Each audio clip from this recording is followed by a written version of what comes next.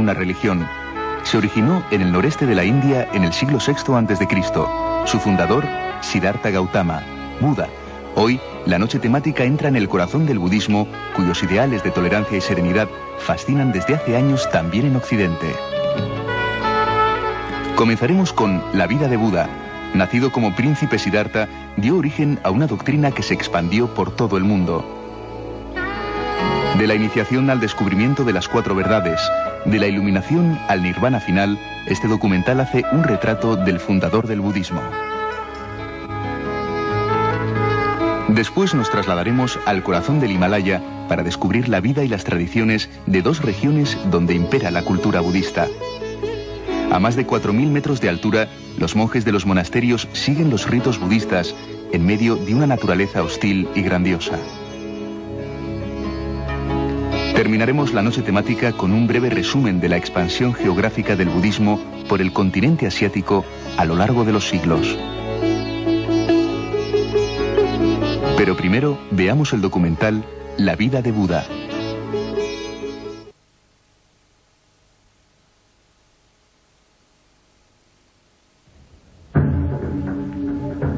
Más de 2.500 años han pasado desde que el Buda Sakyamuni alcanzara el gran nirvana y desapareciera de la vista del mundo.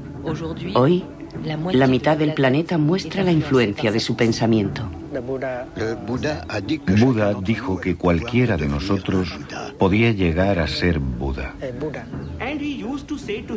Él decía a sus discípulos: oh discípulos, no aceptéis las cosas porque las ha dicho Buda.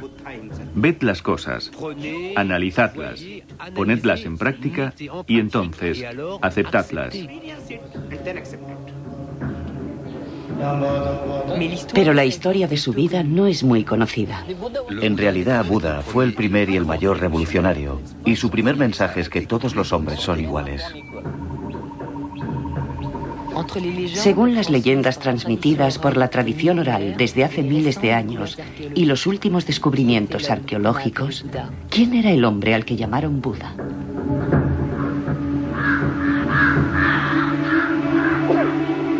La vida de Buda.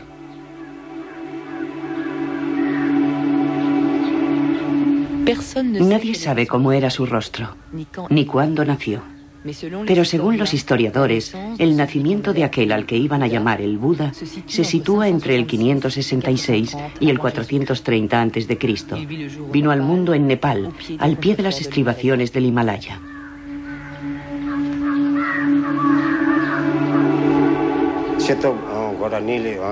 Diez meses antes de que naciera su hijo, la reina Maya Devi tuvo un extraño sueño. Un elefante blanco con 6 colmillos y la cabeza adornada de rojo entró en su seno y se quedó en él como si se incrustase en una piedra preciosa. El rey Suddhodana convocó de inmediato a los adivinos. Estos predijeron que este sueño anunciaba el nacimiento de un maestro extraordinario.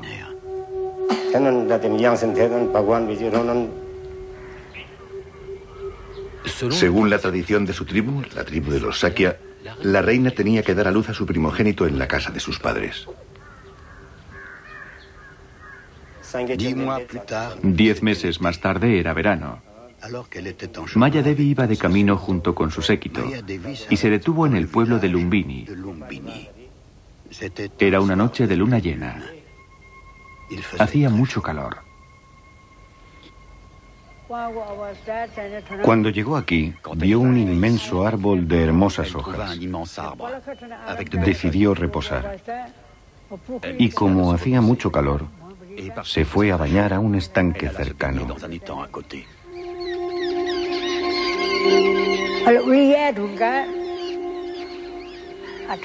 Después de lavarse, salió tranquilamente del agua. No había ningún refugio, ninguna casa. Estaba en la jungla. Entonces Maya Devi sintió un dolor agudo. Eran los primeros dolores del parto. Y entonces nació el príncipe Siddhartha, el señor Buda.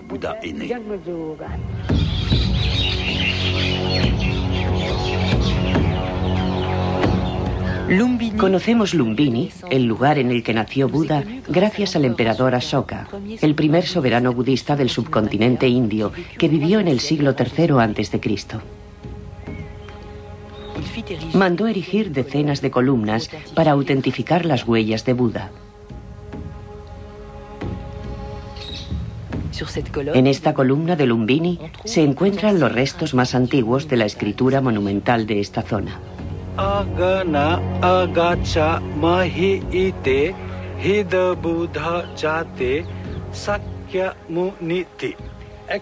Esta inscripción cuenta que en el 20º aniversario de su coronación, el emperador Ashoka en persona visitó este lugar porque el Buda Sakyamuni había nacido aquí.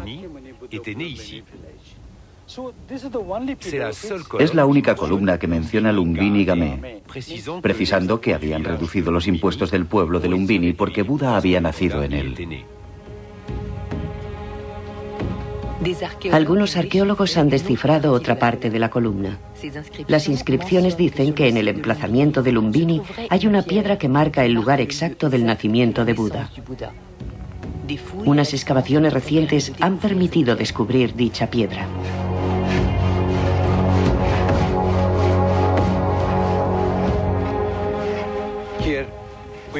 En el transcurso de nuestras excavaciones descubrimos una piedra.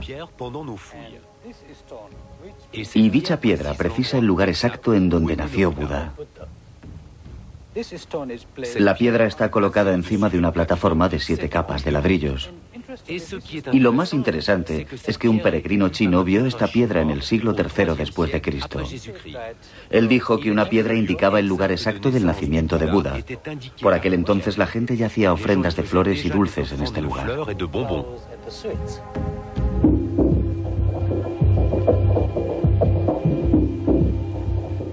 La familia del futuro Buda pertenecía a la tribu de los Sakya.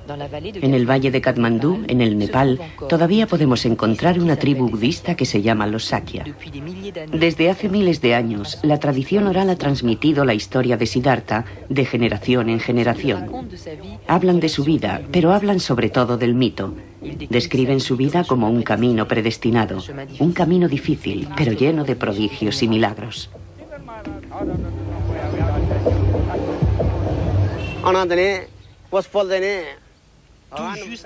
Justo después del nacimiento de Siddhartha ocurrió algo increíble.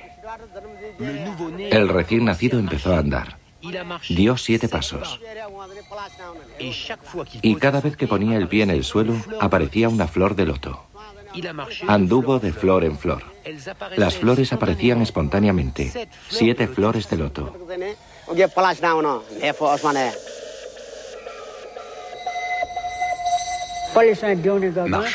Caminó de loto en loto, y alzando su dedo y situándose frente a Levante, el Señor declaró: He nacido para ser iluminado, por el bien del mundo. En la existencia terrestre, esta será mi última vida.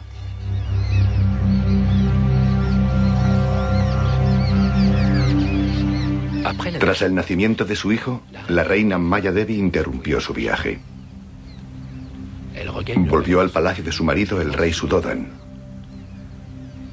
y murió 7 días después del nacimiento del príncipe. Entonces, el niño fue confiado a su tía, la reina Gotama.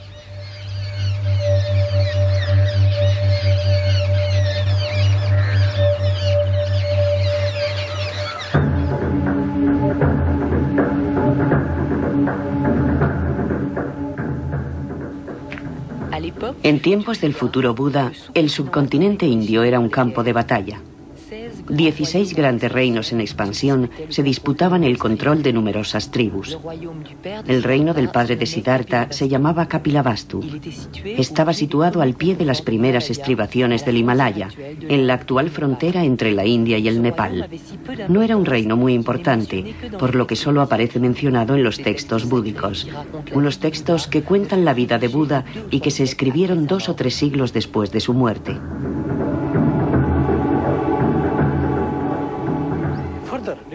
Los textos posteriores citan 10 grandes ciudades en el reino de Kapilavastu.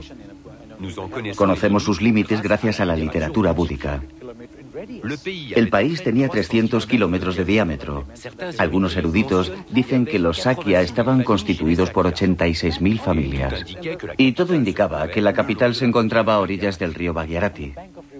Este río se utilizaba como medio de transporte, para el riego, agua potable y para la caza.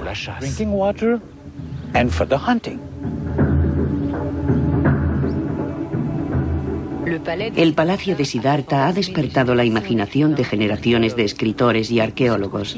Pero ¿dónde se encontraba exactamente?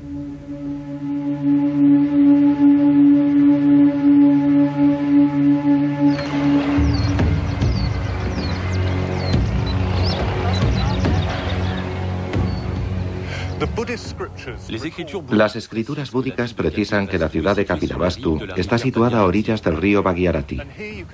Y aquí, como pueden comprobar, las ruinas de Tiraurakot se sitúan a orillas de dicho río. Siguiendo la línea del horizonte se puede ver que los árboles dibujan los límites de las murallas de la ciudad. Y este río, el Barganga, es un afluente del Ganges.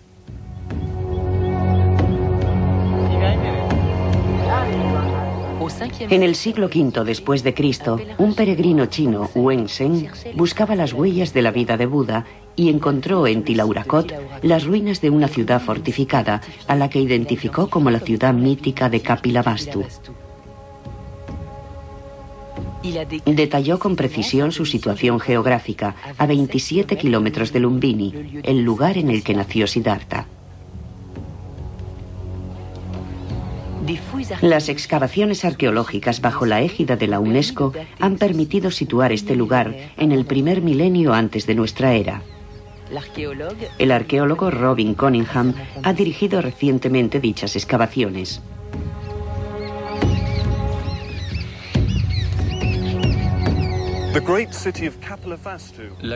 La gran ciudad de Kapilavastu era la capital de la tribu de los Sakya. Y en esta capital fue donde se educó Buda.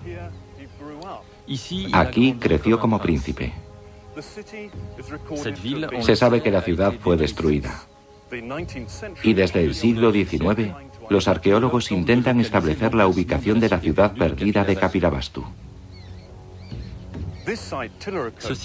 Tiraurakot es la tesis más probable, sencillamente porque su topografía es muy similar a la que describieron los peregrinos chinos.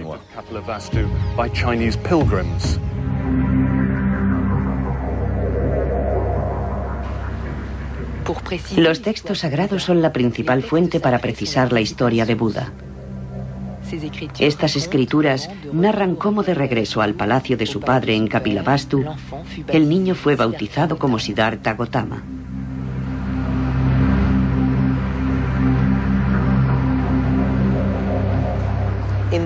En la tradición india, cuando se bautiza a un niño se realiza una ceremonia.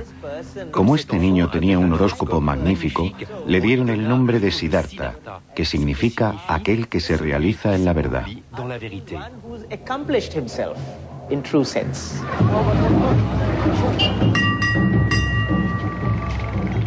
Enseguida, la noticia de que en el palacio de Kapilavastu había nacido un príncipe señalado se extendió por todo el país.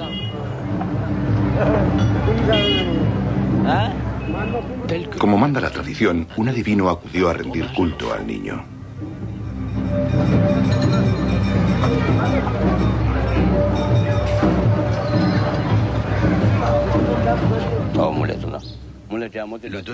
El adivino cogió al niño en sus rodillas y predijo: «Oh, este niño posee las 32 cualidades necesarias para alcanzar la sabiduría última. Tomará el camino de la iluminación».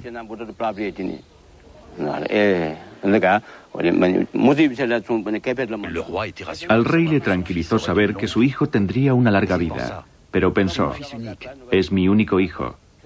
Si decide dedicarse a la religión y abandona el palacio, ¿quién me sucederá?».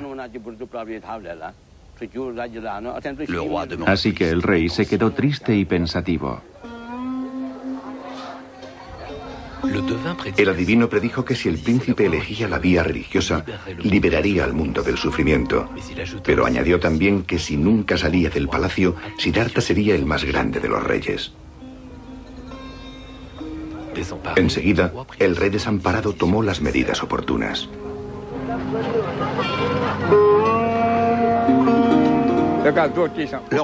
El rey mandó agrandar los muros para que su hijo no pudiera salir del palacio. Mandó obras y comprobó que nadie pudiera pasar por encima de los muros. Uno lo consiguió, y después otro. Así que al final el rey mandó construir una muralla inmensa e inexpugnable. Una de las puertas necesitaba la fuerza de 16 hombres para abrirse.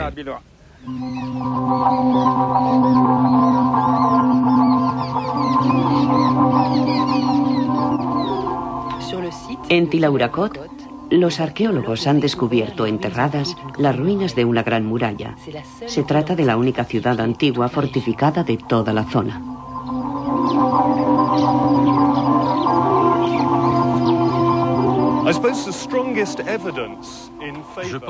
Pienso que la mejor prueba de que Tilahuaracot es la ciudad de Kapilavastu son los restos de imponentes fortificaciones sobre los que me encuentro. Sabemos que en el siglo V después de Cristo los peregrinos chinos encontraron aquí una ciudad importante, una ciudad fortificada. La mayoría de las ruinas que hemos encontrado aquí se acercan mucho a esta descripción. Hay restos de una gran muralla fortificada de unos 8 metros de ancho, y es una fortificación antigua.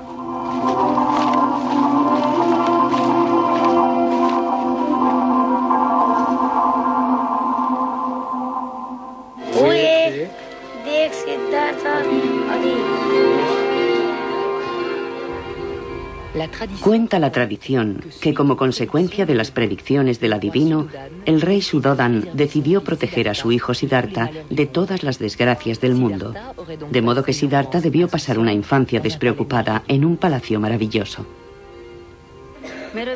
Supongo que el palacio de Siddhartha era inmenso, muy hermoso, que había muchos elefantes y caballos.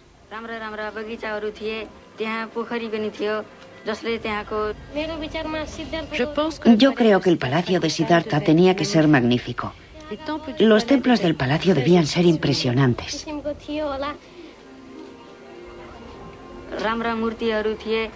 El lugar estaba decorado con monumentos y estatuas de mármol. También había un inmenso estanque que hacía que el palacio fuese aún más bello.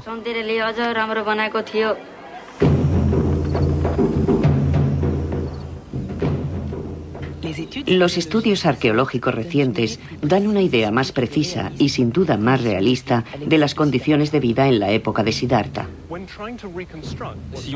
Si queremos intentar imaginar cómo era la vida en la antigua ciudad de Kapilavastu, yo pienso que tenemos que abandonar el concepto clásico descrito por la literatura búdica.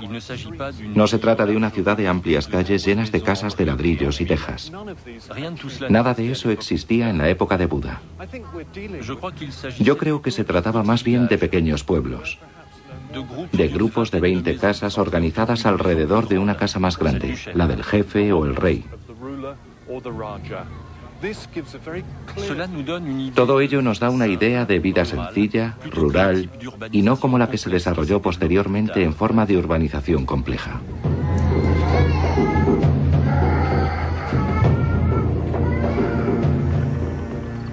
Sin ninguna duda, la auténtica juventud de Siddhartha debió ser ruda y plagada de peligros.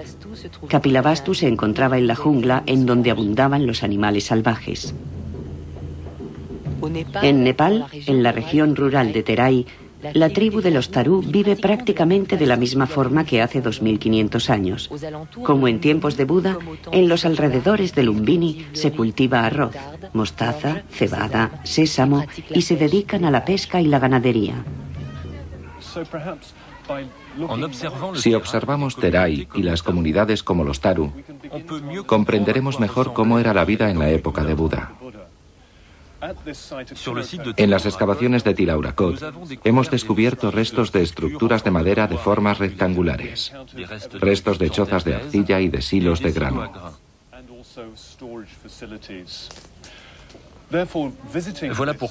Por eso es muy interesante visitar este poblado Tharu, porque aquí todavía podemos ver ejemplos similares en la vida cotidiana. Este tipo de horno sencillo de arcilla es muy similar a los que hemos descubierto en las excavaciones. Y las estructuras de las casas nos dan una idea de la arquitectura que podía existir en la época de Buda.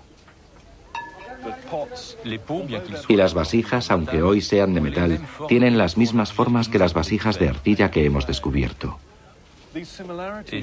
Y estas analogías no son de extrañar, ya que todas las materias primas se encuentran en el entorno.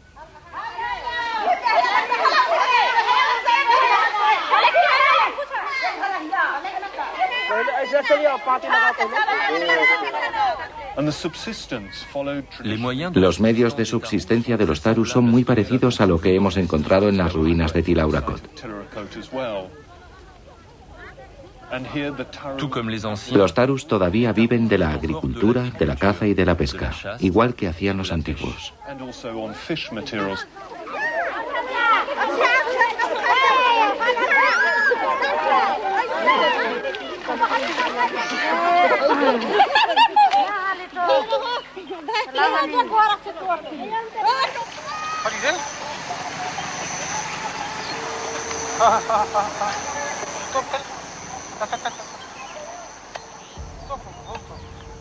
Con toda seguridad, la familia de Siddhartha participaba en los trabajos del campo. Cuentan que un caluroso día de julio toda la familia salió a plantar arroz. Para proteger al joven Siddhartha del sol, lo instalaron a la sombra de un gran árbol.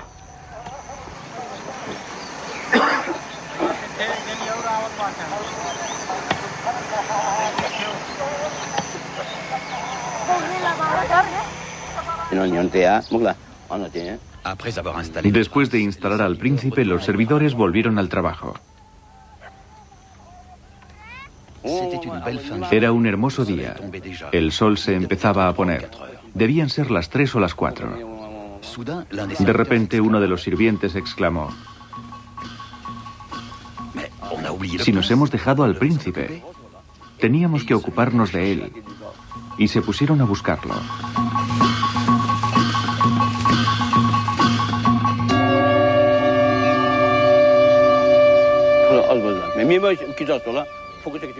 Qué extraño. El sol se ponía. Todas las sombras habían cambiado. Pero la sombra del árbol bajo el que se encontraba el príncipe no se había movido. Estaba rodeado de un halo de luz.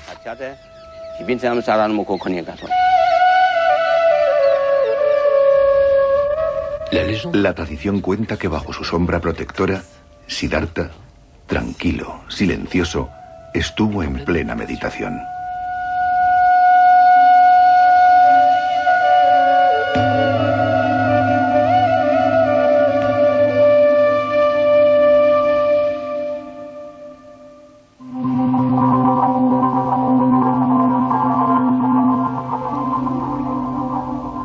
En el siglo VI a.C., en el subcontinente indio se daban todo tipo de costumbres, creencias y lenguas diversas.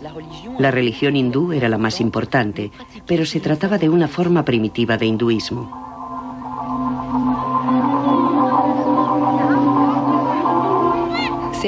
Algunos textos sagrados dicen que la familia de Siddhartha veneraba al dios Shiva.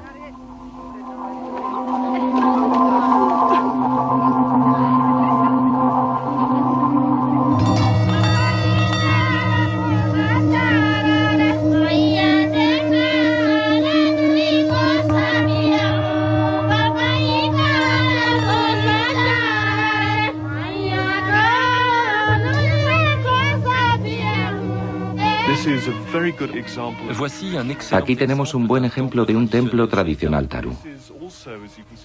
Se trata de un templo al aire libre hecho de madera. Está instalado en una higuera hueca. Es un poderoso centro de atracción para esta comunidad. Es una especie de mezcla de elementos antiguos y una estructura moderna hecha de arcilla. Con toda probabilidad, los templos sencillos que había en esta llanura en la época de Buda eran parecidos a este.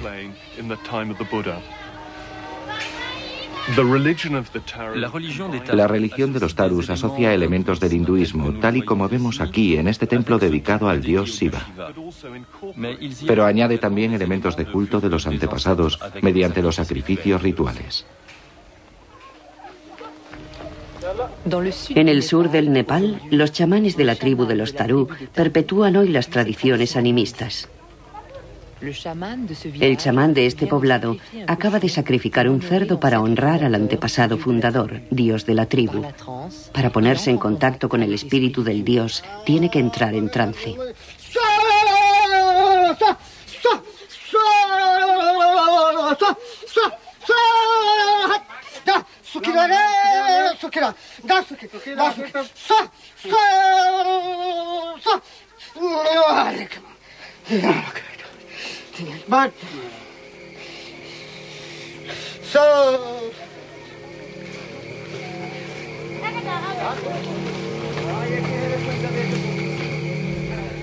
Con toda seguridad, el joven Siddhartha creció en este entorno religioso.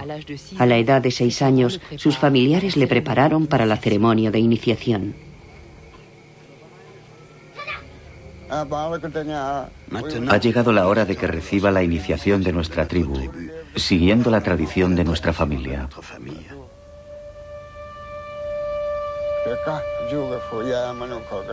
Tenemos que presentarlo al dios de nuestra familia, pensaron. Y entonces lavaron al príncipe y lo vistieron con magníficos trajes y joyas. Cuando el príncipe entró en el templo se produjo un milagro.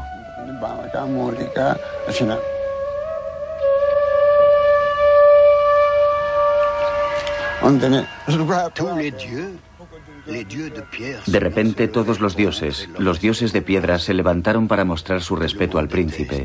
Todo el mundo se quedó estupefacto. Sabíamos que nacerías para liberar a todos los seres del mundo. Has venido a visitarnos, pero en realidad somos nosotros los que tendríamos que postrarnos ante ti.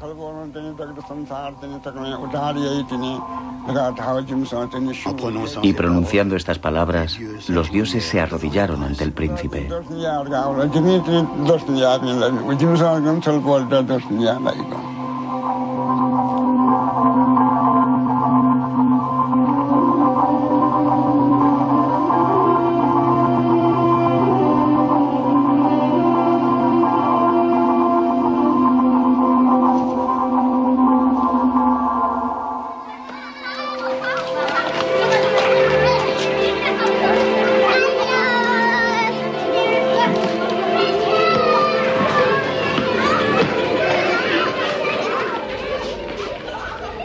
La existencia de la escritura en esta zona del mundo en aquella época no está probada. Sin embargo, muchos relatos cuentan que el joven Siddhartha sabía leer y escribir.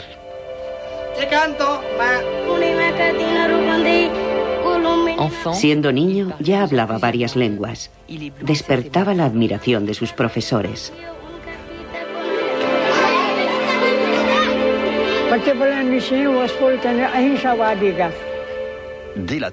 Desde su más tierna infancia, el señor era muy vivo e inteligente. Era un niño tranquilo que rechazaba los enfrentamientos y las peleas. Era todo amor, amabilidad y compasión, unas cualidades que mostró desde muy temprano. Creía en la tolerancia.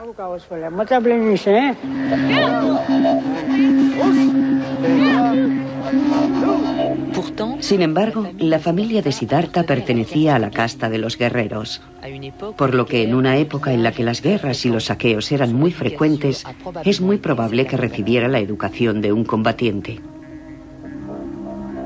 Pero es cierto que su carácter y su talento contrastaba con el de sus camaradas e incluso provocaba sus celos. Las escrituras cuentan cómo Siddhartha sufrió el odio de su primo Devadatta. Un día, mientras jugaban, Devadatta disparó con su arco a un cisne. El cisne herido cayó delante del príncipe. Siddhartha se inclinó sobre el pobre cisne herido y se apiadó del animal. Otra acción de Devadatta. Siempre comete maldades. No debería haber hecho algo así. Voy a curar a este pobre cisne.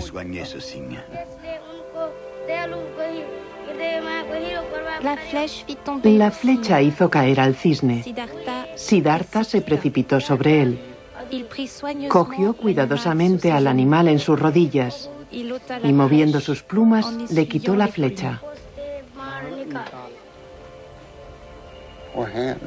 El cisne se alejó lentamente. Devadatta llegó corriendo para recoger su presa. Cuando vio que Siddhartha la había dejado partir, se enfadó mucho y empezó a gritar que era su presa. Él le había alcanzado con su flecha, así que le pertenecía. El cisne que has herido ya no existe. Lo he curado, le he dado una nueva vida. Ahora es un ser diferente, no es el que tú heriste, de modo que no tienes ningún derecho sobre él, respondió Siddhartha. Como ninguno de los dos quería ceder, fueron a pedir justicia al rey. El rey dio la razón a Siddhartha y culpó a Devadatta.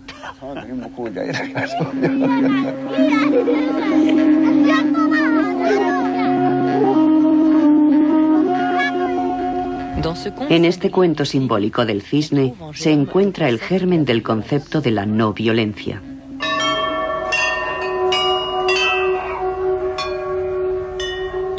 Pero esta parábola inocente esconde con toda probabilidad una realidad más cruel.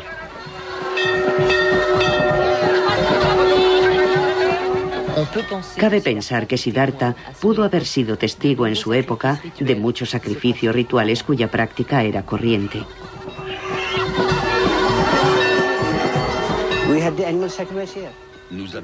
En muchos de nuestros templos se realizaban sacrificios rituales.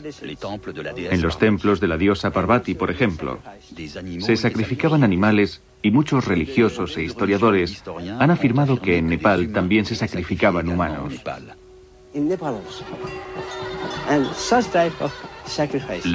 El señor Buda debió pensar que este tipo de sacrificios eran muy crueles.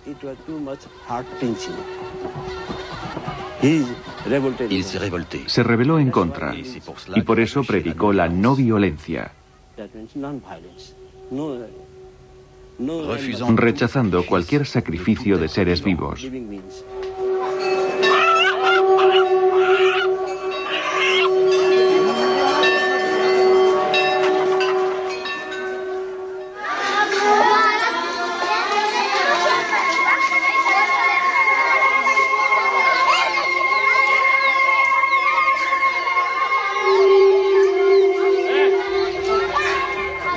Cuando Siddhartha alcanzó los 16 años de edad, su padre pensó que había llegado el momento de casarlo.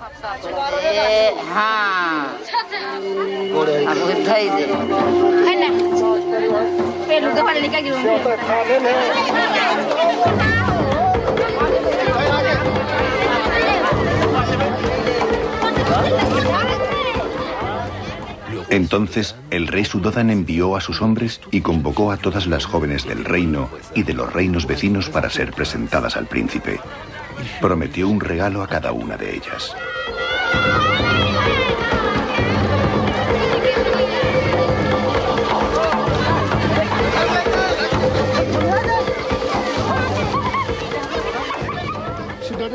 El rey mandó construir 3 palacios.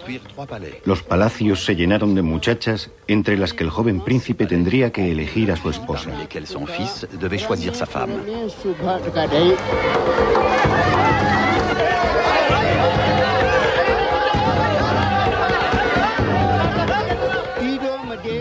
En cada palacio había 4000 jóvenes. Siddhartha dio un regalo a cada una, pero ninguna de ellas consiguió conquistarle.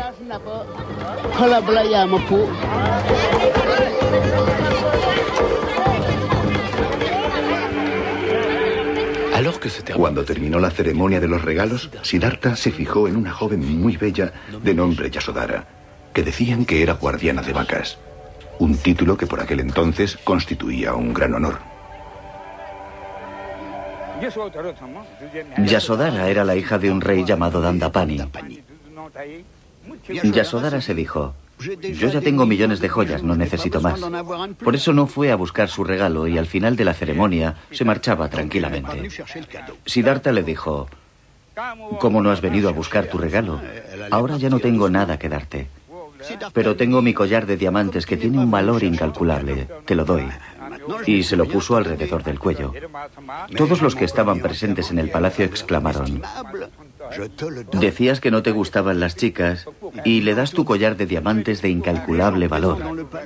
Eso significa que quieres casarte con ella.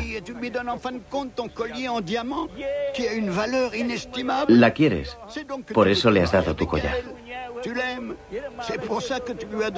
Tú decías, no me gusta, no quiero casarme. Pero amas a Yasodhara, por eso le has puesto el collar alrededor del cuello. Todos estaban muy contentos. Después de eso, el rey Sudhodan fue a ver al rey Dandapani.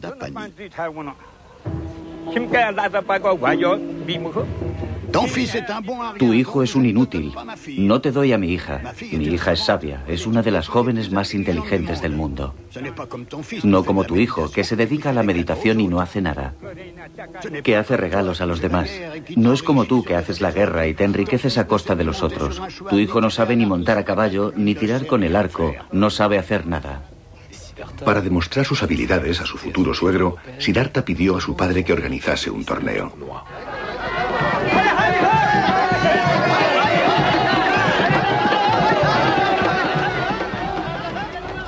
El rey convocó a los mejores arqueros, a los mejores caballeros y a los sabios más grandes para que pusieran a prueba a Siddhartha.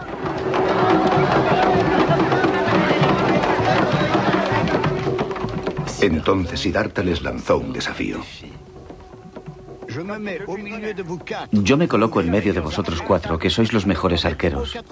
Vosotros os colocáis cada uno en una esquina. Disparadme cada uno 15.000 flechas. Los 4 arqueros empezaron a lanzar flechas desde las 4 esquinas. Ninguna de las 60.000 flechas consiguió alcanzarle. Ni un rasguño. Ya no nos quedan flechas. Nadie ha conseguido darle. Ninguno de los 4 mejores arqueros consiguió alcanzarle.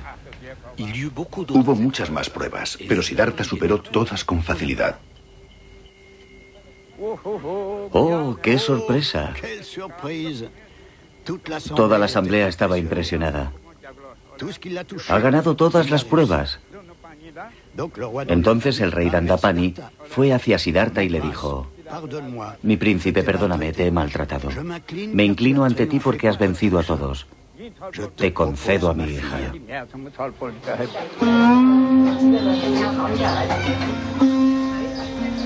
¿Siddhartha se casó por amor? Las opiniones respecto a esta cuestión divergen.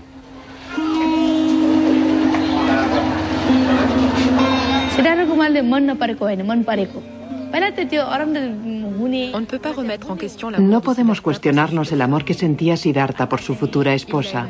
Él la amaba. El matrimonio es una experiencia. Se casó porque consideraba que dicha experiencia era necesaria y lo hizo por amor. Es cierto, Siddhartha siempre experimentó las cosas, fuese lo que fuese, para luego poderlas explicar mejor a los demás. Explicarles cómo se puede amar en el matrimonio.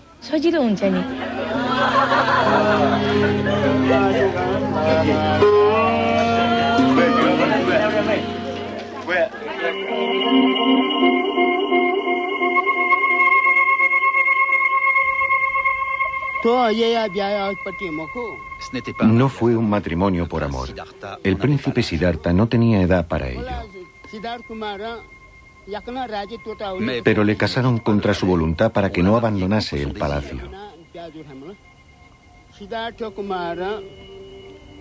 Cuando el príncipe era pequeño, decía que quería irse del palacio. Por eso, el rey lo casó pronto, porque de este modo no se marcharía del palacio. Estaría ocupado con su esposa.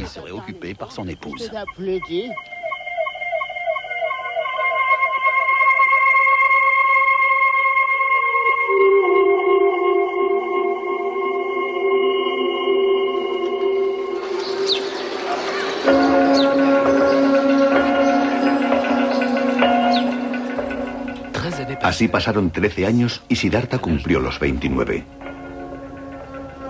Respetando las órdenes del rey, el príncipe nunca había salido del palacio. Vivía despreocupado, rodeado de placeres, pero esta existencia real no le satisfacía. Como se sentía prisionero, Siddhartha le pidió permiso a su padre para salir del recinto. Pese a las predicciones del adivino, el rey se lo concedió.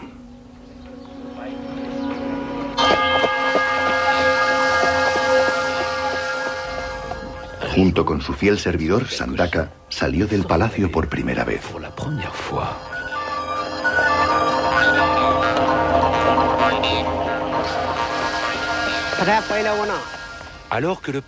El príncipe emprendió el camino y de repente vio a un hombre enfermo, delgado, pálido, temblando, que murmuraba palabras de desesperación incoherentes. El príncipe vio que aquel hombre estaba entre la vida y la muerte. ¿Quién es este hombre?, preguntó el príncipe. Oh, es un hombre enfermo. La enfermedad ha acabado con sus fuerzas. Es un proceso normal. ¿A nosotros también nos puede afectar? No podemos afirmarlo con seguridad, pero él está enfermo y a nosotros también nos podría suceder. El príncipe, conmovido, le pidió que se marchasen.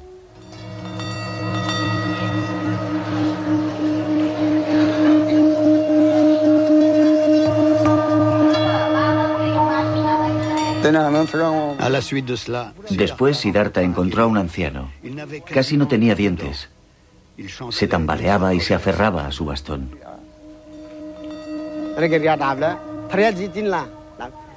¿Nos pasará a todos o es una desgracia que le ha tocado a él?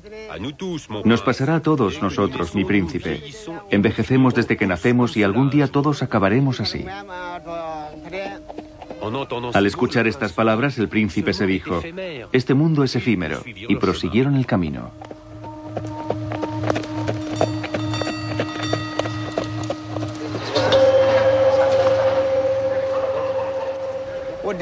Más lejos, en el camino, vieron una procesión. Siddhartha se acercó para verla mejor. Llevaban a un hombre cubierto de flores amarillas. La gente que iba detrás lloraba.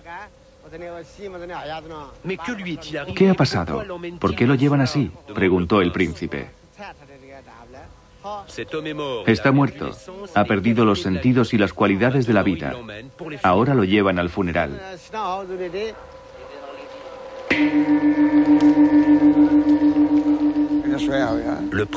El príncipe dijo: no me gusta, volvamos a casa.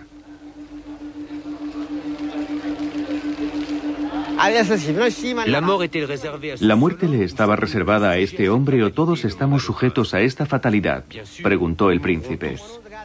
Todos moriremos, no hay otra alternativa. La destrucción es inevitable desde el nacimiento, seas quien seas.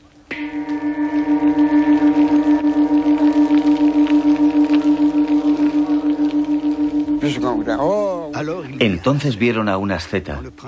Cuando el príncipe vio a este monje que llevaba una túnica amarilla y una escudilla de mendigo en sus manos, de repente todo tuvo sentido. Decidió seguir la misma vida.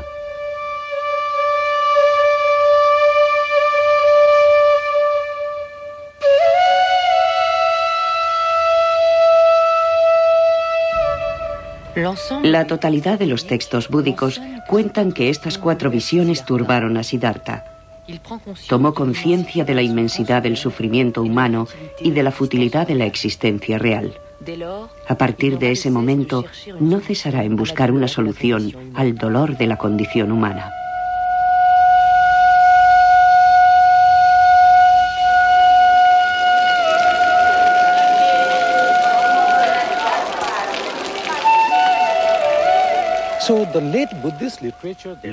La literatura búdica tardía habla de estas 4 visiones. Yo no lo creo.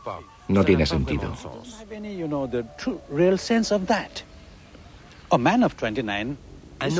Un hombre de 29 años debería saber que envejecemos, que te puedes poner enfermo y que morimos. Mi idea personal es que, teniendo en cuenta el contexto económico y social, las tradiciones de esta época, el sistema político que era el feudalismo, las incesantes guerras entre clanes, entre reinos, ataques, saqueos, represalias. Pues bien, Siddhartha vio todo esto. Siddhartha ha vu cela. ¿Por qué hacen esto? ¿Por qué se matan por cosas materiales? Y si nos atenemos al contexto religioso, se realizaban sacrificios. De modo que son estas condiciones, sociales, económicas, políticas y religiosas, las que le provocaron el deseo de salir en busca de la verdad.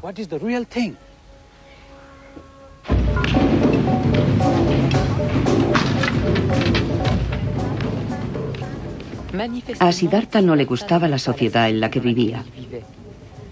También estaba en contra del sistema de castas. Un modelo de sociedad que se practica desde hace miles de años. Un sistema que hace que un sin casta, un paria, no pueda tener el mínimo contacto físico con un miembro de una casta superior. Se ve relegado a los trabajos más viles.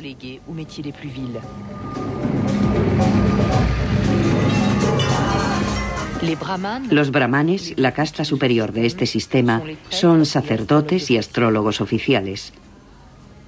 Cuando un niño nace, predicen su destino, su trabajo y con quién se casará.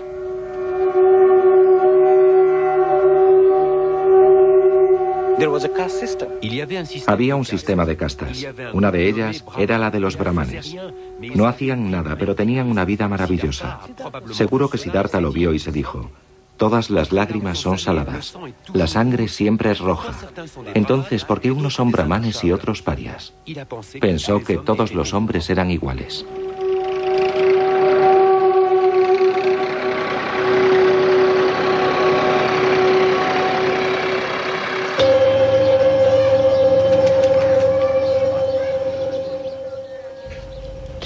Abandonar definitivamente el palacio se convirtió en una obsesión para Siddhartha. Sin embargo, quería obtener el consentimiento de su padre.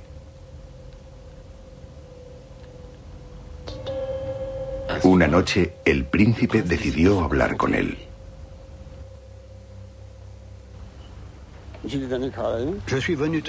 He venido a pedirte 4 cosas. De acuerdo. ¿Qué quieres? ¿Puedes garantizarme que nunca estaré enfermo? ¿Que nunca envejeceré? ¿Que nunca moriré? ¿Que estaré libre del deseo, de la avaricia, del odio, de la violencia? ¿Puedes garantizármelo? Pero el rey Suddhoda no sabía qué responder. Tartamudeando dijo: pero esas cosas ni siquiera los dioses pueden concederlas. No puedo darte lo que no poseo. Toma este reino, todas mis riquezas, todos los palacios, todas las casas, pero esas 4 cosas no te las puedo dar. En ese caso, déjame marchar en busca de las respuestas, dijo el príncipe. Solo tú sabes lo que es bueno para ti, dijo el rey desamparado. Después de este encuentro, el príncipe se dijo: ahora ya tengo el permiso de mi padre.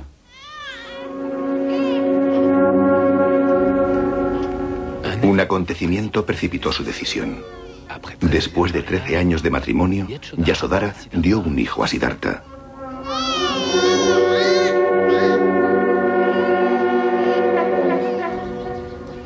Nació durante un eclipse de luna. Curiosamente, le llamaron Rahul, nombre que significa traba o obstáculo. En el palacio hubo grandes celebraciones para festejar el nacimiento.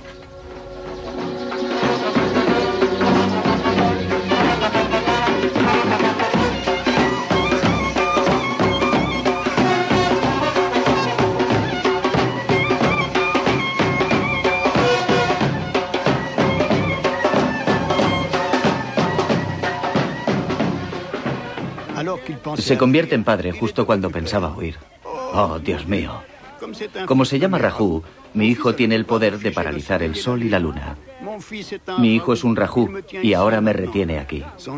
Su nombre era Rahu, por eso lo cambiaron a Rahul. No es bueno, Rahul no me dejará. Ahora no puedo seguir aquí.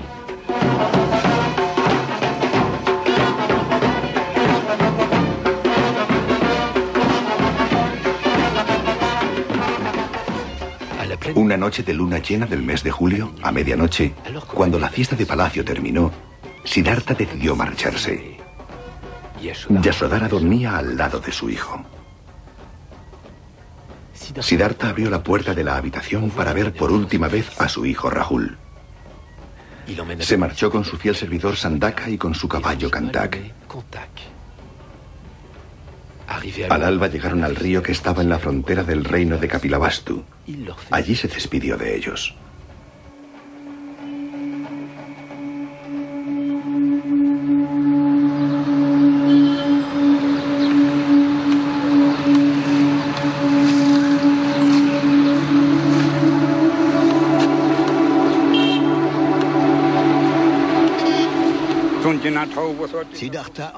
Siddhartha se quitó la ropa y las joyas y se las dio a su servidor. Le dijo: toma, dale todo esto a mi familia.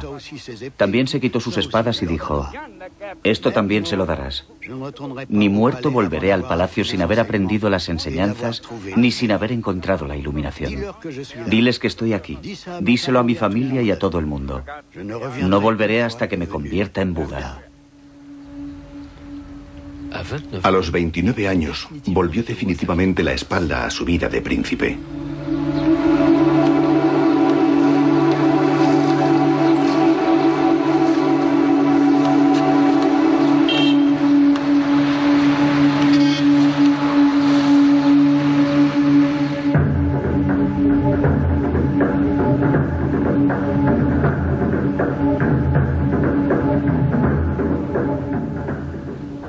Después de abandonar el palacio de su padre, Siddhartha descendió el valle del Ganges.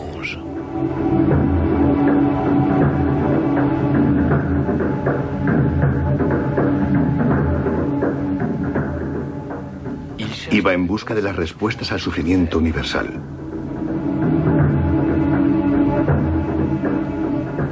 Quería descubrir un remedio para el dolor del nacimiento, para el malestar, para la enfermedad, para la vejez y para la muerte.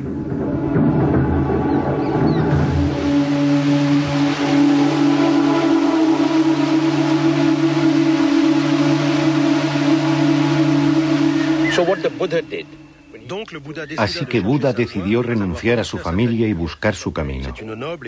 En la India es una noble y antigua tradición. Siguió la vía que toman muchos de los que buscan la iluminación espiritual y mística. Renunció a su familia y emprendió el camino. Porque solo en el camino se puede encontrar a alguien con quien compartir experiencias. Si uno se queda en su pueblo, no aprenderá gran cosa. Claro que hay muchas vías, cada cual elige la suya propia. Algunos siguen su camino escondiendo la cabeza en la arena, otros quedándose de pie sobre una sola pierna, otros clavándose cuchillos. Algunos hacen ejercicios de respiración, otros cantan. Hay tantas vías como personas.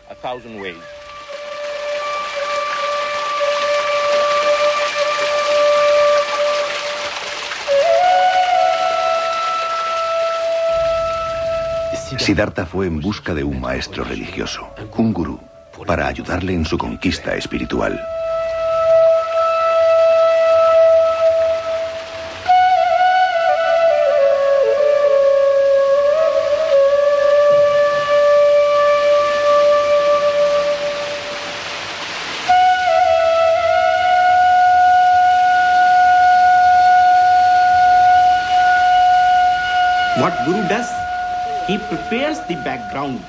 ¿Qué hace el gurú?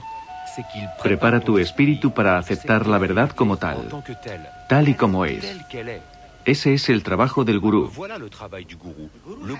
El gurú no impone nada. La gente no lo comprende. No lo ha comprendido. Lo que hace el gurú es abrir tu corazón a lo divino, a la verdad. Cuando lo consigue, su trabajo ha terminado. Así que todo ocurre entre tú, la verdad y lo divino. Tú y no otro.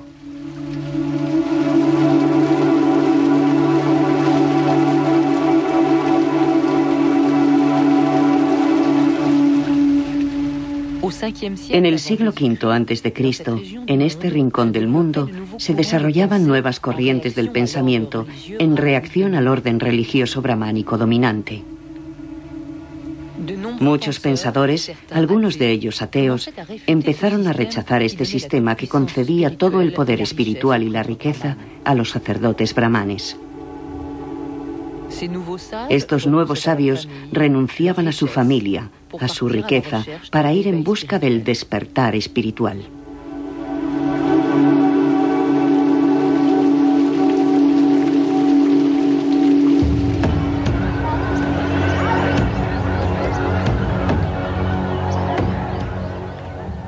Después de dejar a su primer maestro, Siddhartha se dirigió más hacia el sur, a la ciudad fortificada de Rajir, la capital del poderoso reino de Magadha. Los textos búdicos cuentan que su rey, Bimbisara, era bueno y justo, muy sensible con las nuevas corrientes de pensamiento. Ofrecía protección a todos los sabios que pasaban por su reino. Todavía hoy se pueden contemplar las ruinas de los 48 kilómetros de fortificaciones que rodeaban la ciudad.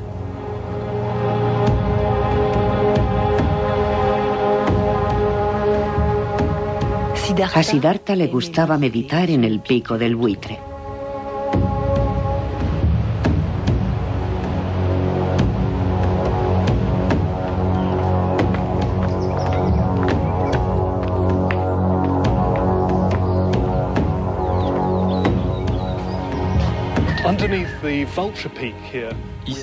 Aquí, encima del pico del buitre, se encuentra una de las numerosas grutas de los alrededores de la ciudad de Rajir. Buda y otros sabios se sentían atraídos por estas grutas, en donde se sentían protegidos de la riqueza y del prestigio de la ciudad. Pero al mismo tiempo estaban lo suficientemente cerca para poder recibir comida y donaciones. Y estas grutas todavía hoy desempeñan un importante papel para los peregrinos. Ustedes mismos pueden ver las hojas de oro que pegan los peregrinos del sureste de Asia. Para ellos estos lugares son muy importantes, porque piensan que Buda vivió aquí realmente.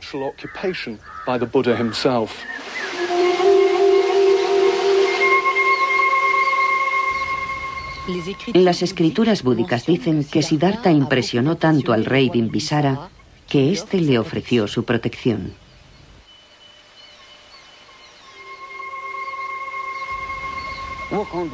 Por aquel entonces, Siddhartha erraba como una asceta por el reino del rey Bimbisara. Buda era un hombre muy bello. Las gentes del lugar se preguntaban, ¿es un hombre o un dios? ¿De dónde viene? El rey Bimbisara oyó hablar de él y convocó a Siddhartha al palacio.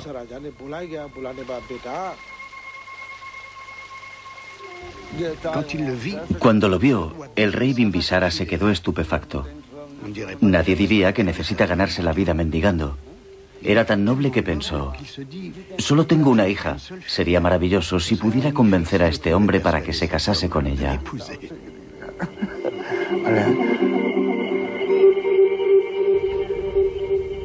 El rey Bimbisara le ofreció la mitad de su reino.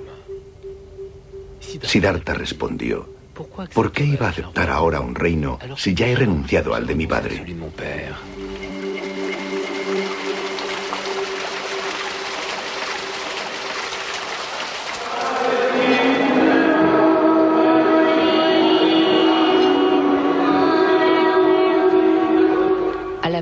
Por aquel entonces, en Rajir, se encontraba un famoso maestro, Mahavira Jina, que significa gran jefe conquistador.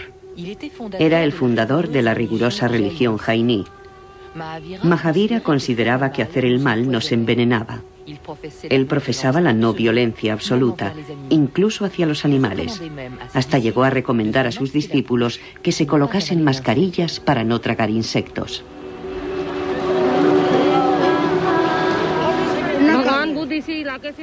Buda también provenía de esta región.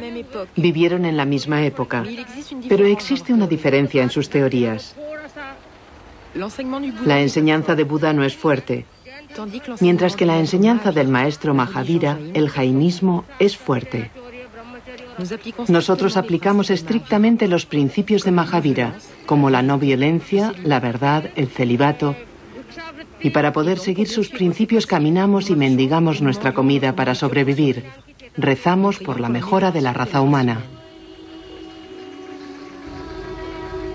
Aunque los dos vivían en Rajir, en la misma época, no se puede afirmar que el futuro Buda se encontrase con Mahavira. aunque algunos historiadores jainís piensan que Mahavira influyó en el joven Siddhartha durante su periodo ascético.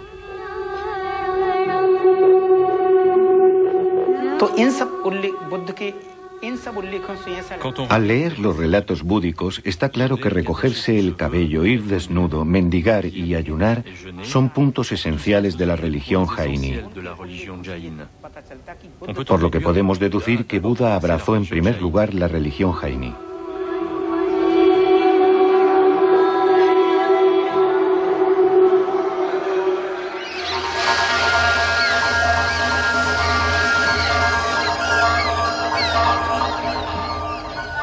Sea como fuere, las escrituras precisan que en total estudió con 6 maestros espirituales diferentes.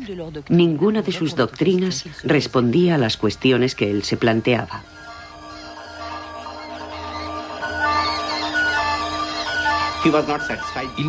No estaba satisfecho con sus gurús, y eso que él se había dirigido a muchos seres iluminados que le habían dicho que hiciera montones de cosas para realizarse espiritualmente. Él intentó hacerlo, pero no lo consiguió. Así que abandonó todo esto y se quedó solo, abriendo su corazón y su espíritu para descubrir la verdad por sí mismo.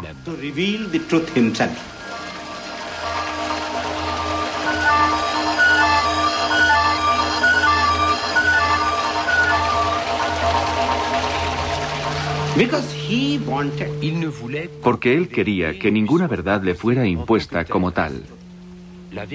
La verdad tiene que imponerse por sí misma. Así que lo abandonó todo. Tenía sed de lo divino, de ver la verdad o de ver la luz. Entonces se marchó a buscar el saber a Gaya.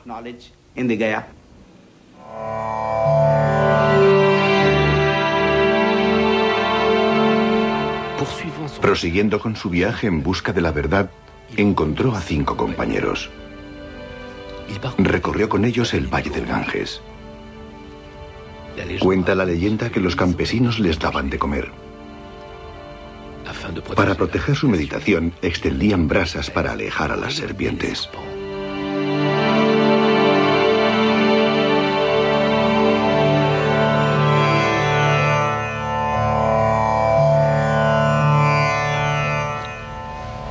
Llegaron a los alrededores de la ciudad de Gaya, un lugar de peregrinaje hindú dedicado al dios Vishnu, al que todo buen asceta debe visitar una vez en la vida. En la religión hindú, Gaya es uno de los lugares esenciales para mejorar el karma, es decir, el ciclo de las sucesivas reencarnaciones. En la literatura búdica no se hace ninguna referencia a este peregrinaje, pero sería de extrañar que Siddhartha no lo hubiera efectuado.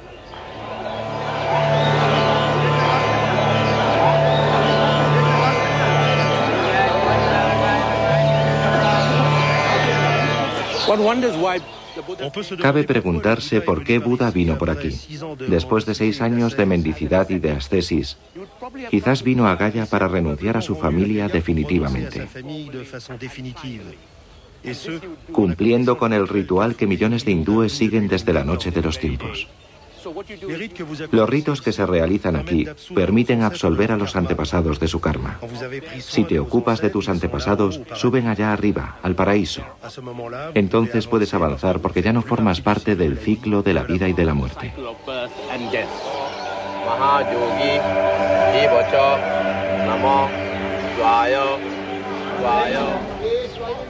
Muchos reprochaban a los brahmanes que justificasen el sufrimiento, prometiendo el paraíso en la próxima reencarnación.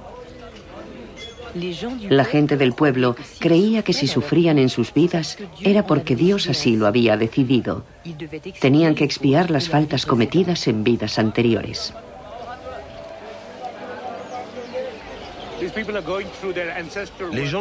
Aquí las gentes veneran a sus antepasados. Santifican el karma residual de sus antepasados para que no renazcan bajo la forma de gatos, de perros o de pájaros.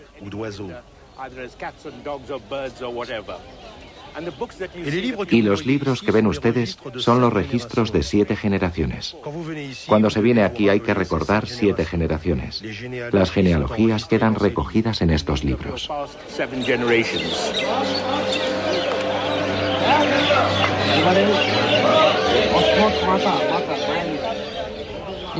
En la época de Siddhartha, los brahmanes ya controlaban el peregrinaje.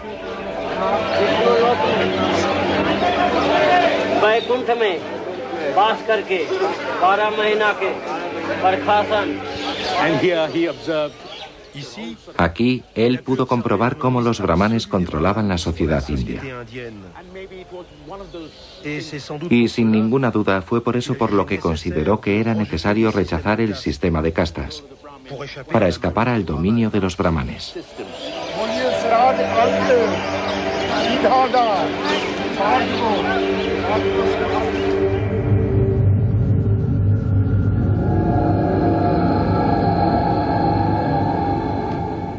Las escrituras búdicas precisan que fue en esta época cuando abandonó todas las religiones tradicionales. En vez de buscar la salvación a través de Dios, decidió buscar su propia vía por sí mismo, en sí mismo. Inició un periodo intenso de meditación y mortificación.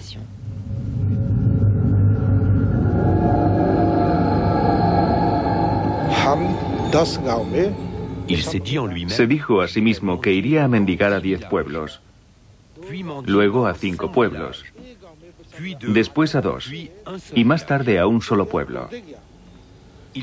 Redujo el número de familias que le proporcionarían comida. Después decidió visitar solo una casa. Cuando tenía comida, comía, y cuando no, ayunaba. Después dejó de aceptar todo alimento, y entonces cuando una hoja caía de un árbol se la comía. Cuando llovía, bebía agua de lluvia.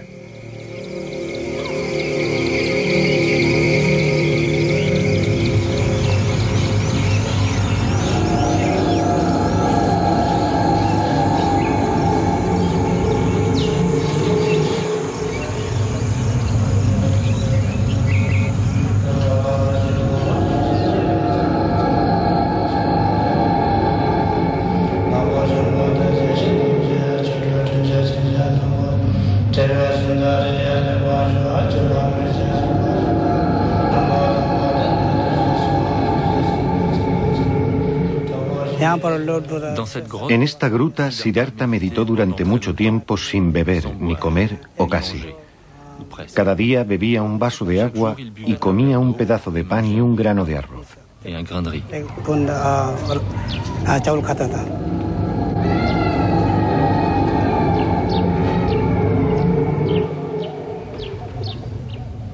En esta gruta cerca de Gaya, los años de austeridades y de intenso ayuno le llevaron al borde de la muerte.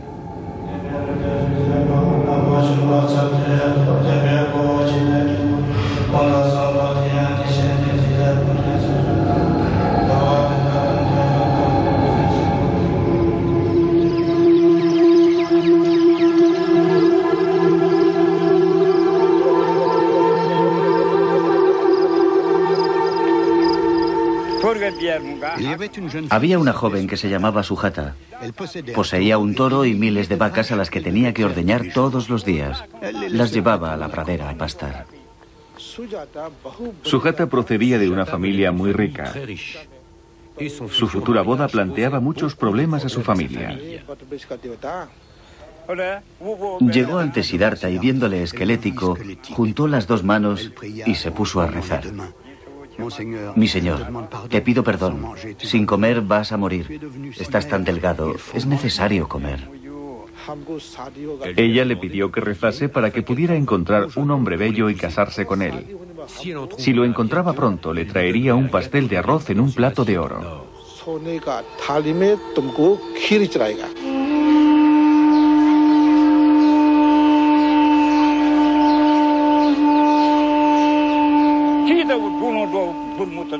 Hirvió leche con miel y arroz y se la llevó a Siddhartha. Mi señor, come esto. Y él lo comió. Cuando terminó de comer, ella le dijo: mi señor, es necesario comer todos los días.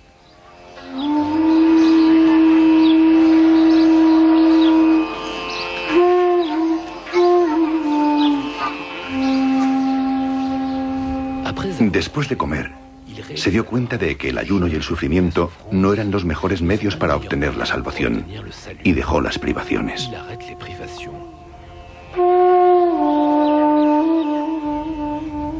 Sus 5 compañeros, pensando que había renunciado a su búsqueda espiritual, le abandonaron con desprecio, sin comprender a dónde quería ir a parar Siddhartha. Un grupo de campesinos pasaba por allí tocando sus instrumentos musicales. El que mandaba dijo a sus amigos que no apretasen mucho la cuerda del instrumento.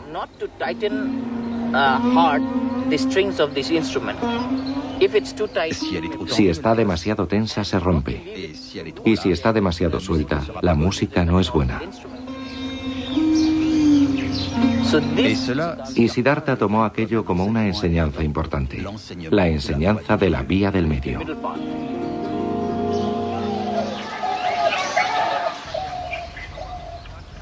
Esta parábola ilustra cómo Siddhartha decidió elegir la vía del medio, el punto medio entre los placeres reales que había conocido y las privaciones. Uno de los fundamentos de la doctrina budista es rechazar los extremos.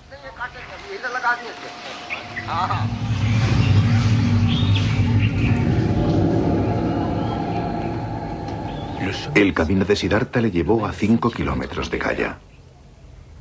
Allí se sentó bajo un árbol durante semanas para meditar. Utilizó la técnica de meditación que consiste en concentrarse únicamente en la respiración. Buscaba así la solución última al malestar, a lo que hace al hombre desdichado, a cualquier tipo de sufrimiento como el nacimiento, el alejamiento de los seres queridos, la frustración, la enfermedad, la vejez, la muerte.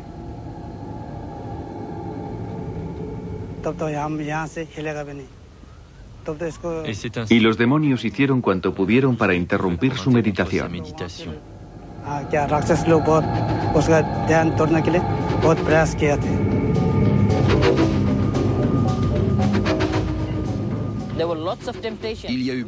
Tuvo muchas tentaciones. En los libros se las atribuyen a un demonio llamado Mara. Las tentaciones de Mara y de sus hijas. Mara intentó tentarle de múltiples formas, mostrándole visiones de jóvenes hermosas y todos los placeres de la vida. Pero Buda venció a las tentaciones, dándose cuenta de la futilidad de la lujuria.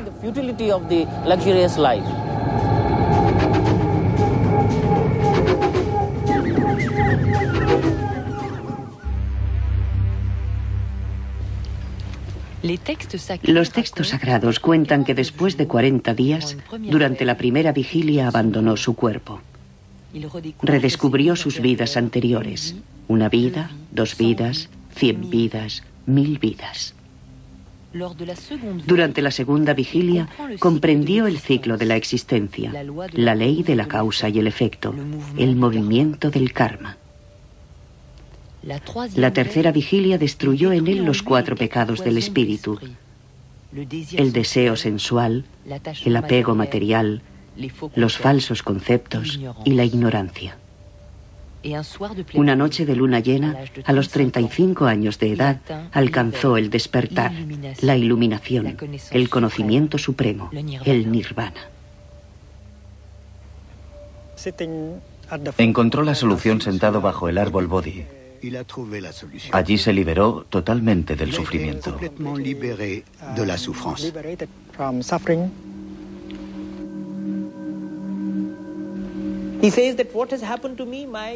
Dijo, lo que me ha ocurrido es que mi espíritu está ahora libre de toda clase de impresión. Ahora es libre, ha alcanzado la pureza.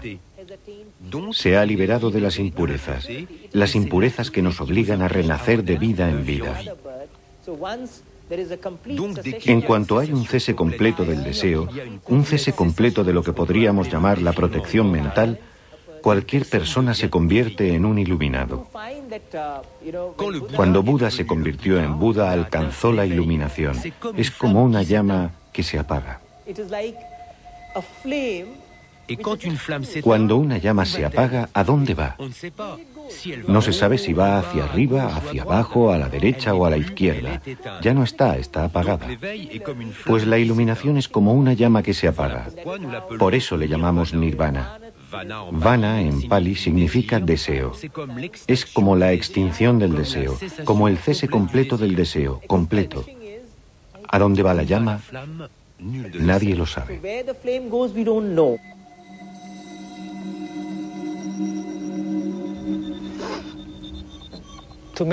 Con la meditación profunda, se descubre que hasta las ideas como ser o no ser, el nacimiento y la muerte, venir o marchar, son falsas ideas.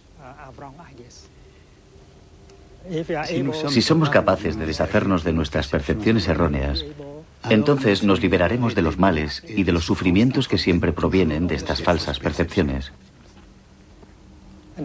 Por eso, conceptos como nacer, morir, venir, partir, ser o no ser, deberían borrarse por medio de la práctica profunda de la meditación. Y cuando se consiguen eliminar estas nociones, entonces se es libre y ya no se tiene miedo. Y no tener miedo es la base de la verdadera felicidad.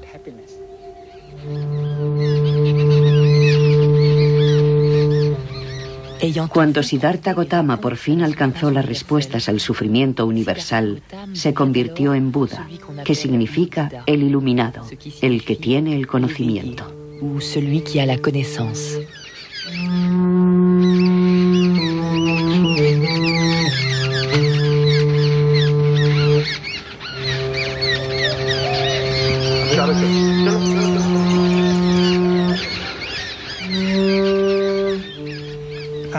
Tras la iluminación, Buda pasó varios días al pie del árbol Bodhi para apreciar su felicidad, su iluminación, aunque estaba en contacto con los niños y las gentes del pueblo.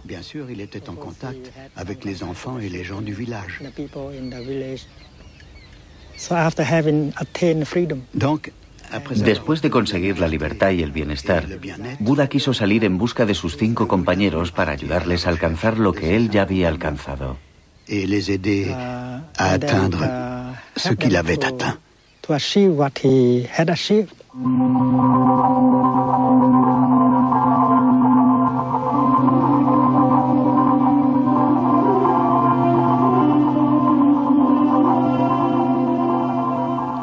Tras la iluminación, Buda decidió compartir lo que había descubierto.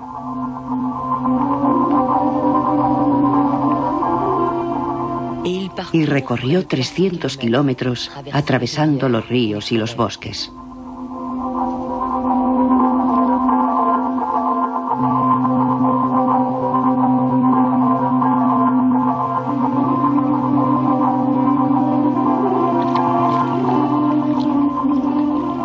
Llegó a la ciudad sagrada de Kashi, que hoy se llama Benares o Varanasi.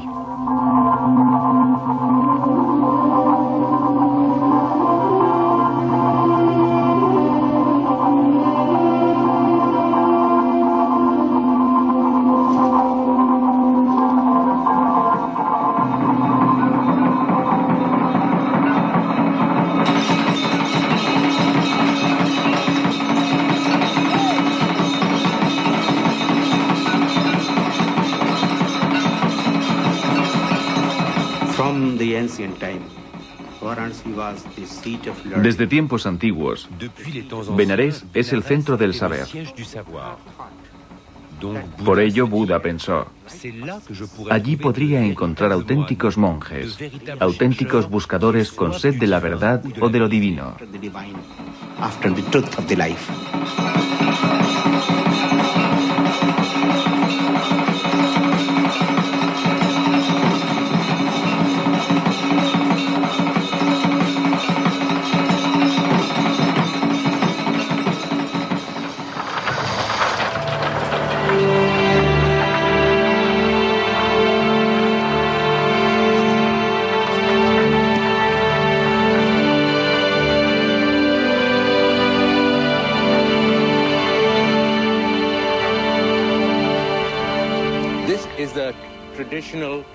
Esta es una ruta tradicional que los peregrinos hindúes toman cuando vienen a Benares. Es un peregrinaje esencial. Es conocido como el Pan Kosh, que significa la distancia de 10 millas. Los peregrinos de la antigüedad y los de hoy también van de un jardín sagrado a otro. Hay 14 paradas y en cada una de ellas hay pozos de aguas sagradas que tienen virtudes terapéuticas. Por eso la gente viene aquí y se encuentra con ascetas que comparten su filosofía, sus experiencias, hablan de los gurús que han conocido, de su yoga o de sus prácticas místicas.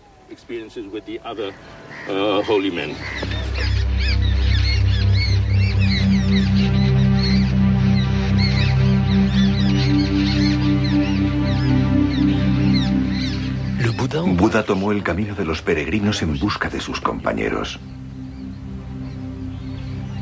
Se dirigió al Parque de las Gacelas de Sarnath, a unos kilómetros de Benarés.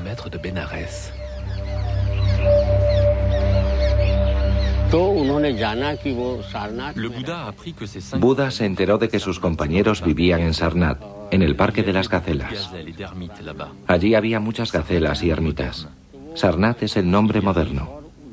Fue allí y cuando llegó sus antiguos compañeros pensaron, ha dejado la meditación, no puede saber nada. Así que no le preguntaron nada. Pero cuando Buda se acercaba a ellos empezaron a sentir su sabiduría. Les dijo, os tengo que hacer una revelación, me he convertido en Buda. Y aquella noche, Buda predicó su primer sermón. Enunció a sus compañeros las 4 verdades nobles que se convertirían en la base del budismo.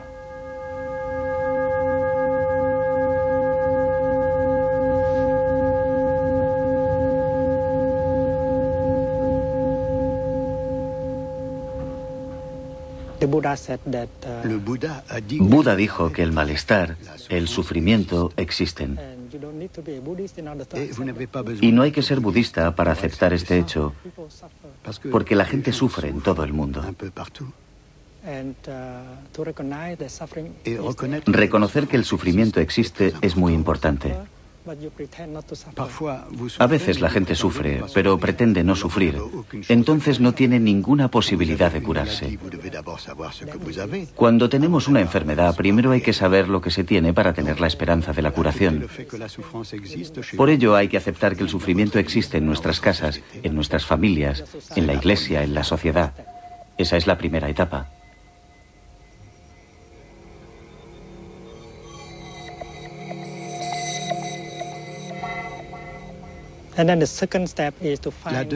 La segunda etapa es buscar la segunda verdad noble.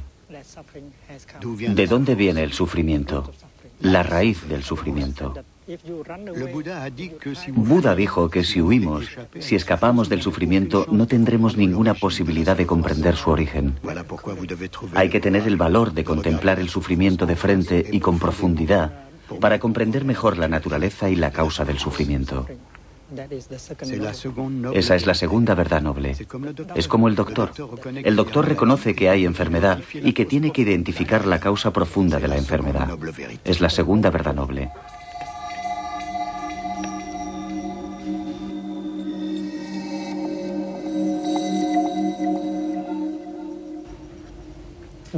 El doctor dice, esta enfermedad puede curarse. Es la confirmación de que el sufrimiento puede detenerse, transformarse. Es la tercera verdad.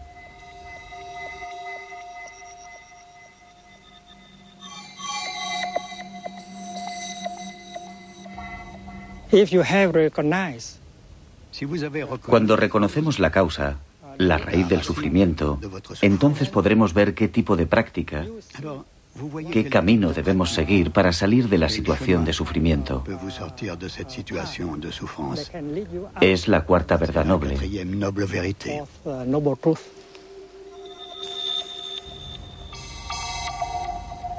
Buda propone seguir un camino que lleve al nirvana, compuesto por reglas sencillas y pragmáticas. La práctica es la que nos permite entrar en contacto con las maravillas de la vida, la que nos conduce a la felicidad, al bienestar en nuestra situación. Porque el cese del sufrimiento significa el principio de la manifestación de felicidad. Tras el sermón de Sarnath, sus 5 compañeros quedaron maravillados y le pidieron a Buda que les aceptase como discípulos. Así es como surgió la primera comunidad monástica budista, la Sangha.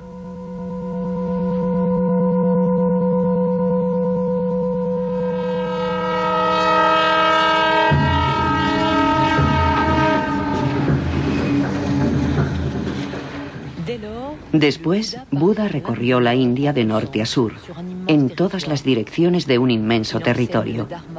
Enseña el Dharma, la ley de Buda, a todo el que esté dispuesto a escucharle, ya sea hombre o mujer, rey o campesino, brahmán o sin casta, rico o pobre, asceta o tunante. No hace ninguna distinción. Buda explica que con una práctica adecuada, cualquier ser humano puede alcanzar el nirvana. Un mensaje revolucionario para la época.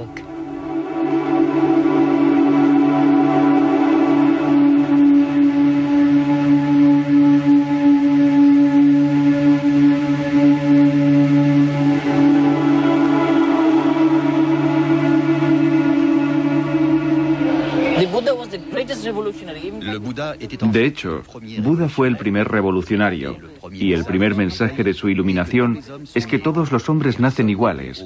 Nadie está ni por encima ni por debajo. Y si tenemos que decidir quién está encima o debajo, que sea por sus acciones o por su trabajo. El que hace el bien es un hombre noble. El que hace el malo es vulgar, se considera como bajo.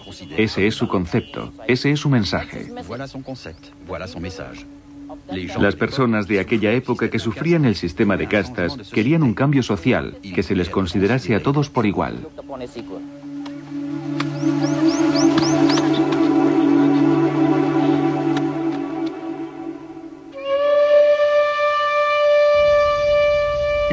Buda también enseñó conceptos tan complejos como la no permanencia, la vacuidad, el no ser, bajo forma de preceptos y de pequeños cuentos que todos pudiesen comprender.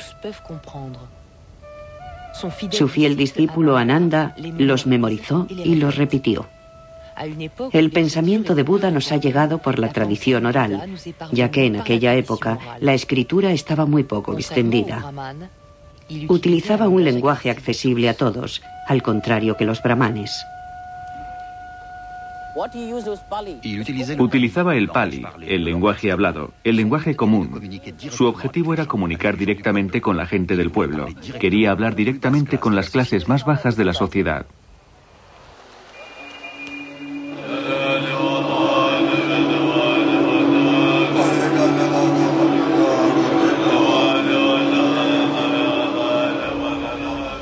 La comunidad de los monjes mendicantes, la Sangha, se desarrolló.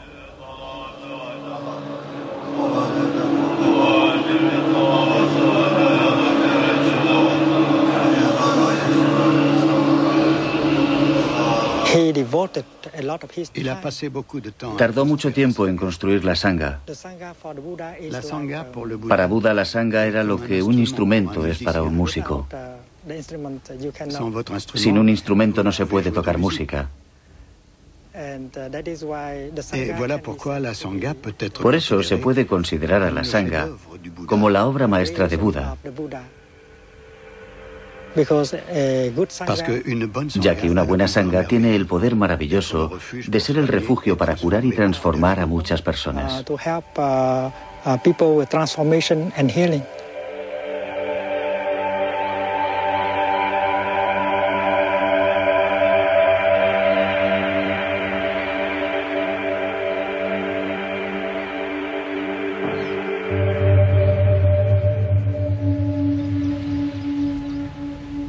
Buda enseñó su doctrina, la ley del Dharma, durante más de 40 años.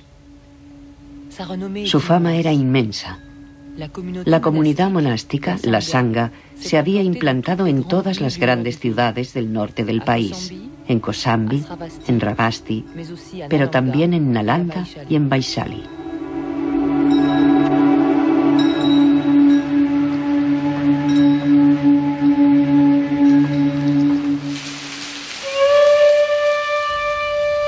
A los 80 años, durante la retirada de la estación de las lluvias, en la ciudad de Vaishali, Buda cayó enfermo. Entonces enunció su última enseñanza para comprender el budismo, el sermón sobre el nirvana. Explicó a sus discípulos cómo comprender la muerte.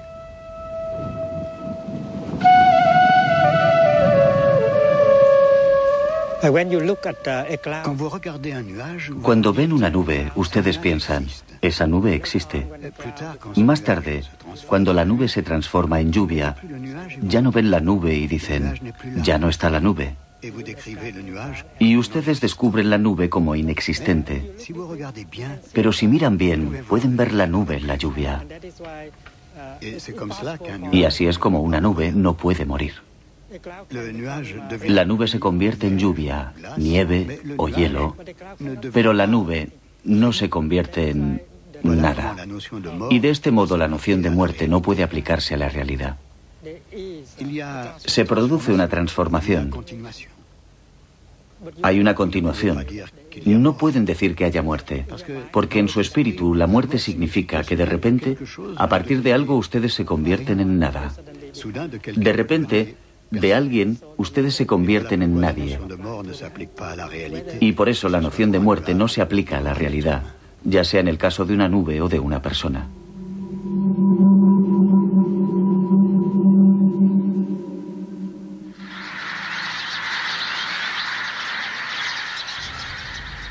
Algún tiempo después, Buda se dirigió al pueblo de Kusinagar.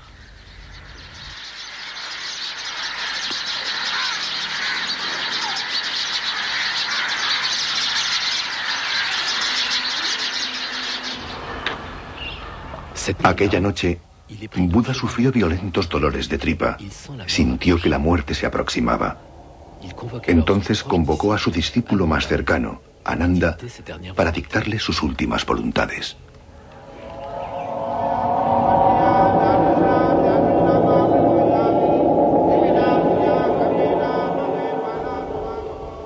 Ananda le preguntó, «Oh Señor, ¿qué deberemos venerar?»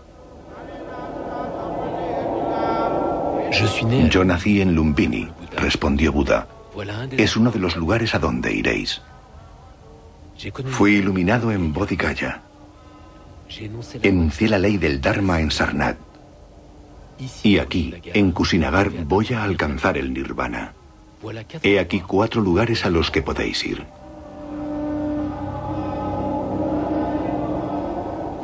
Y después dijo sus últimas palabras. «La degradación y la muerte son inherentes a todos los seres, pero cada cual puede obtener el derecho a evadirse de ellas. No dejéis de luchar». Buda murió una noche de luna llena y alcanzó el Mahapara Nirvana.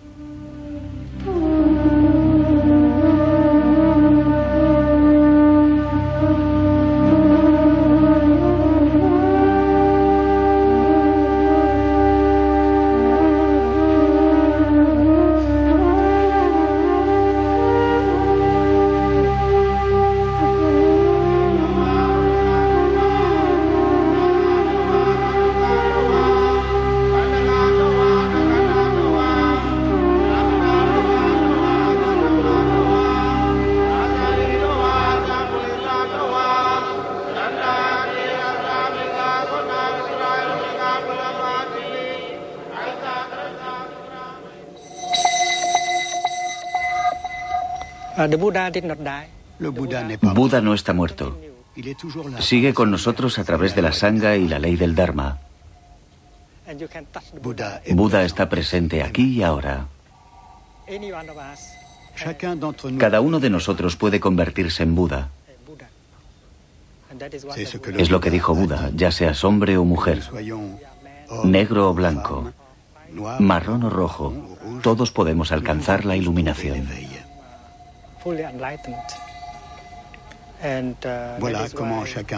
Así es como cada uno de nosotros puede ser la continuación de Buda.